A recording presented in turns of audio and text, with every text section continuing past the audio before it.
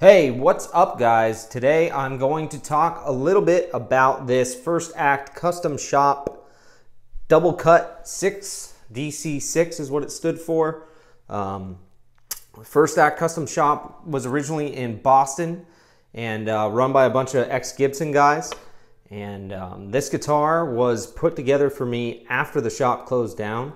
I had basically saw that Matt Pike was playing one, a 9-string version, and tried to find out, as much as I could about the guitar and try and find one. And as many of you watching this video will probably know, they're next to impossible to find. So scouring the internet for months and months and probably longer than that, trying to find one, and I finally, found the names of some of the guys who were running the shop and or who had run the shop before it closed down, and looked them up and found, just wondering, maybe there was one left behind somewhere in the back that had never got put together. And sure enough, there was 2 of them left behind, and one was this one, and the other one was a matte black version that had a rosewood board with dot inlays. It was a little thinner body, and I actually bought both of them. So that one I had sold a long time ago, or at least a couple years back. And this one, however, I've kept, and because it's just such a badass guitar, and I wanted to kind of take you through what it's got going on. And basically it's mahogany body, mahogany neck with a maple cap, very similar to a Les Paul, 25-inch scale length. It's got a very big fat baseball bat style neck on it, a lot like a 59 Les Paul reissue that I've had. 1 3/4 nut, so it's got a pretty big neck, but it feels really good in the hands. I mean, if you like the bigger style necks. I'm not really a fan of super slim tapery type stuff. I generally like a medium C, but I like these big baseball bat style necks as well.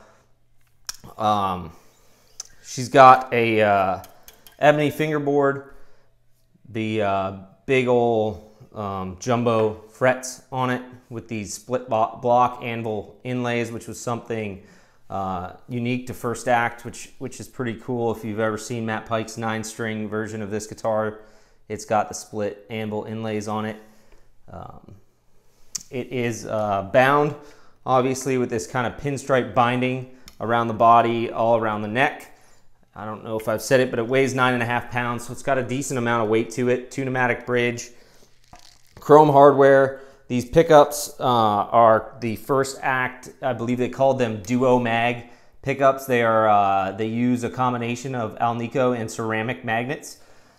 Relatively high, medium output, so it's got probably, I think it's 10.15 k ohm DC resistance in the bridge and 10.0 k ohm DC resistance in the neck. I love the way these pickups sound. They're just not too dark and fizzy, and not too sort of bright, and they can drive the preamp pretty good, and I think they sound awesome. They sound a lot like the sort of tone Matt was getting on the around the time period where he was using this guitar, and he used it in studio as well as live.